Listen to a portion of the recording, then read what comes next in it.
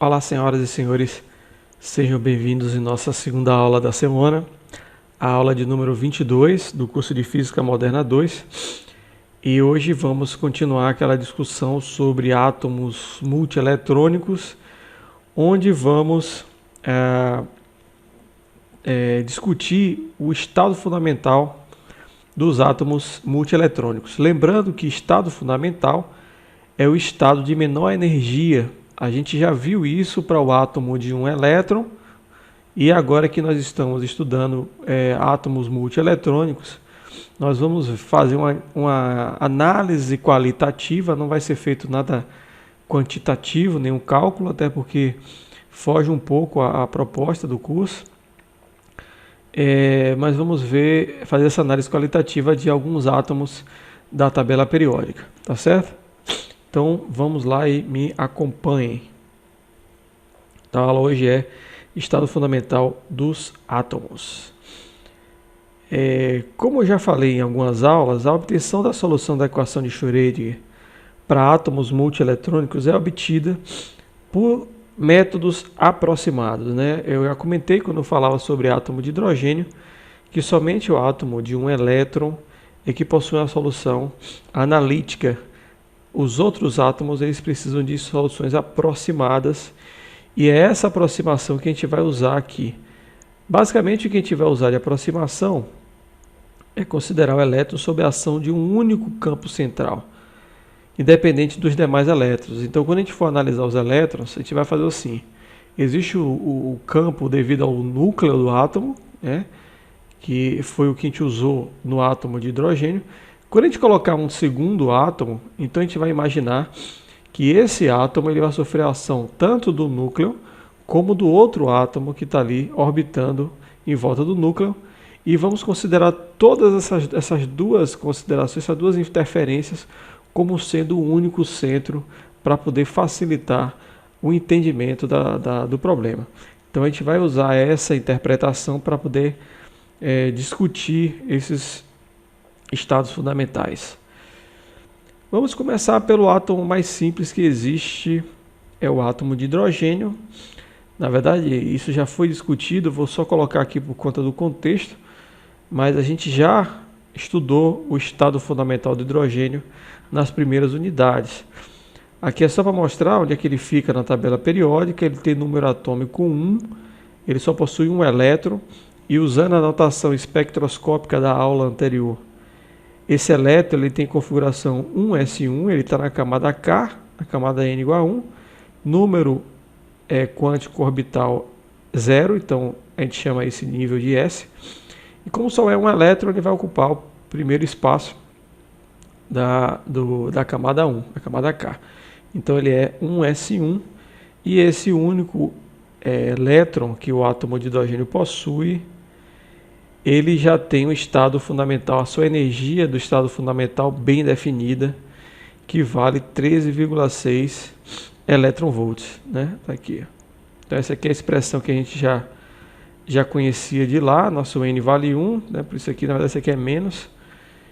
Nosso N vale 1, e substituindo todas as expressões aqui que a gente já viu nas aulas anteriores, eu tenho o estado fundamental do átomo de hidrogênio, menos 3,6 eletronvolts, ok? Então vamos para o próximo átomo, que é o segundo átomo na sequência da tabela periódica, o átomo de hélio, He. Ele possui número atômico 2, consequentemente tem 2 elétrons e 2 prótons. Seguindo a lógica do diagrama de Pauli, então esses 2 elétrons eles vão ocupar exatamente a primeira camada, a camada K, e na camada K ele tem espaço para 2 átomos, um para cima e um para baixo. Então no estado fundamental esses 2 elétrons vão ocupar a camada K e vão preencher a camada K, porque ele só cabe 2 elétrons. Se eu considero, né, para uma análise inicial, que esses 2 elétrons são não interagentes, eles não se comunicam, é como se fossem 2 elétrons independentes, é como se ele não enxergasse um ao outro. Então eu posso calcular o estado fundamental deles independente, como se fossem átomo de hidrogênio. Então se eu usar a fórmula do átomo de hidrogênio, só que somando, né? Porque são dois elétrons, e aí substituindo numericamente aqui todas as constantes, eu vou encontrar aqui, vai me vale 1 também, aqui também vale 1, eu vou encontrar a energia do estado fundamental do hélio como sendo menos 108 elétron-volts. É possível fazer uma análise da interação entre os dois elétrons através de teoria de perturbação, que é uma teoria que se estuda em mecânica quântica, e que se considera uma energia de interação com esse formato, que depende da distância entre os dois elétrons, e calcula-se, portanto, uma energia de interação média na ordem de 34 eletronvolts positivos, que acrescentada aqui na energia que a gente encontrou, que seria a energia para elétrons não interagentes.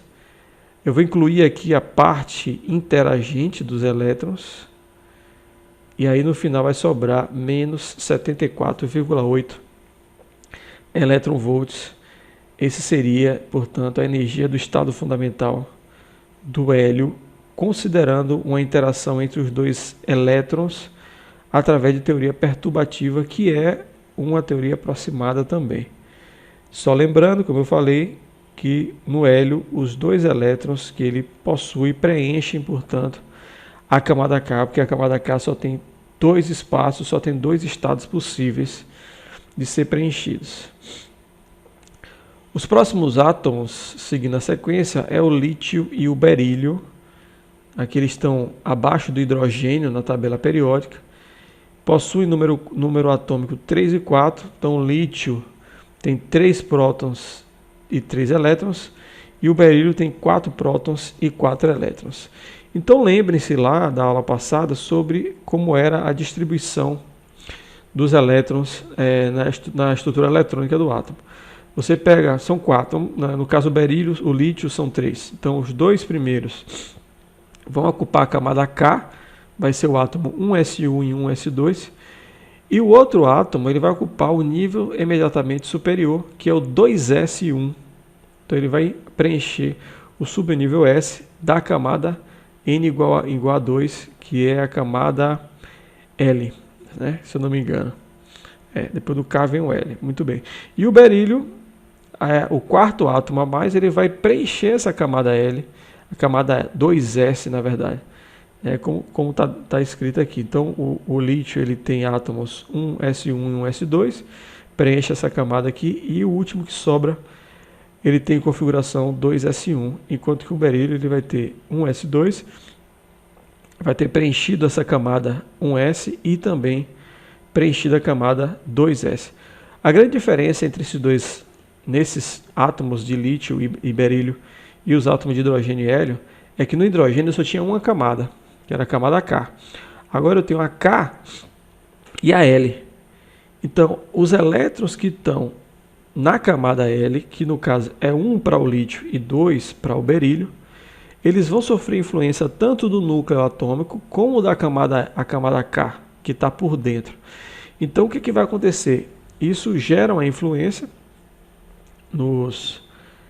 dentro dos elétrons que estão na camada L, e além disso, na camada L existem dois níveis.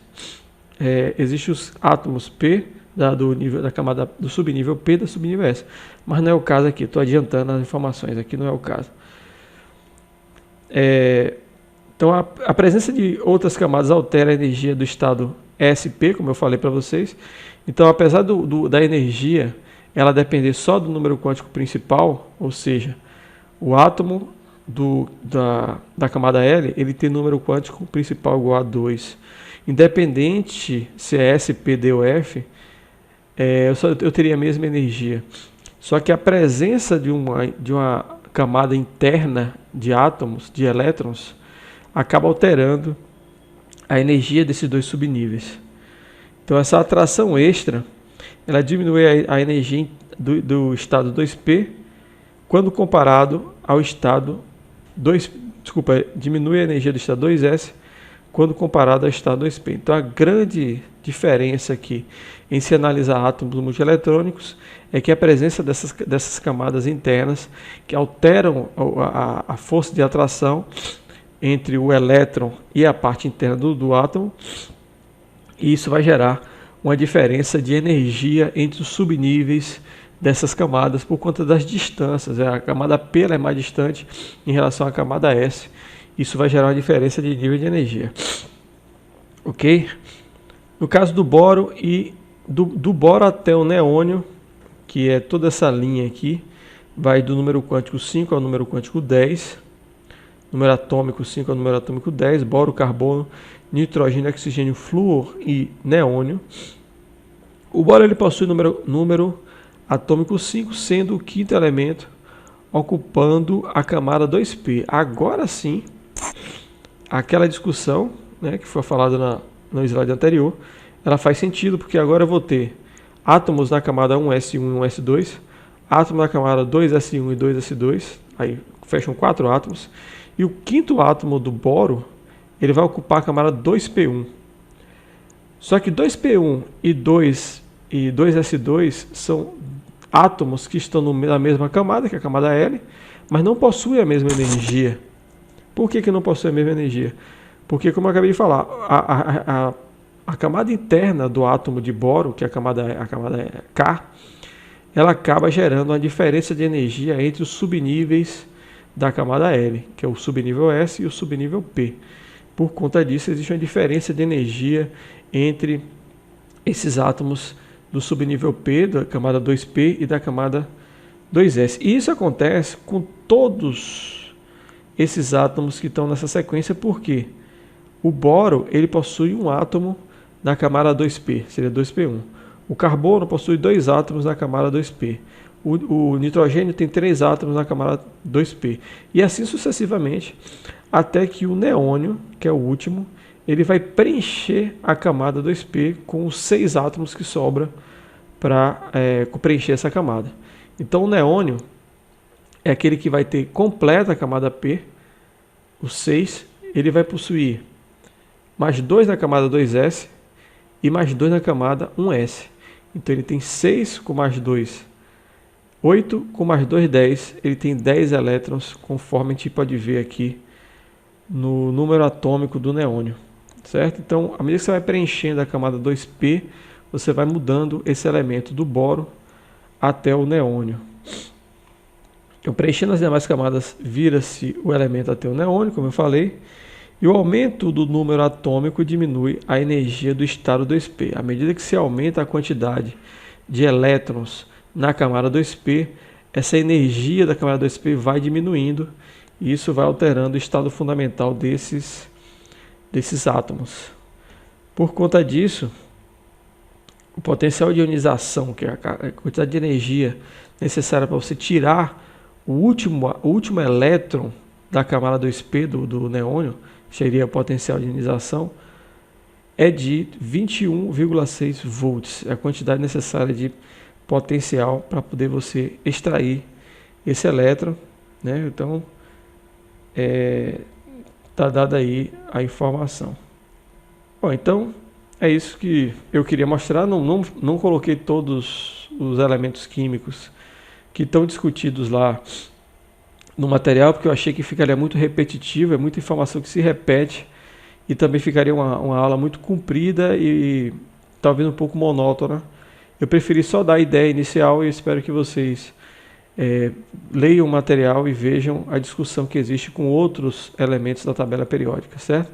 Como eu falei, é uma discussão qualitativa, não tem o objetivo aqui de mostrar nenhuma expressão matemática, mostrar o cálculo por trás disso, é só para vocês terem a noção de que ao discutir átomos multieletrônicos a gente precisa de ter um certo cuidado.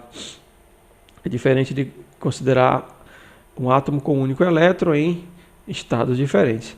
Tá certo? Então, bom, é isso aí. Qualquer coisa, consultem lá o material, postem na plataforma dúvidas e estamos aí, certo, gente? Então, até a próxima, galera aí. Fui!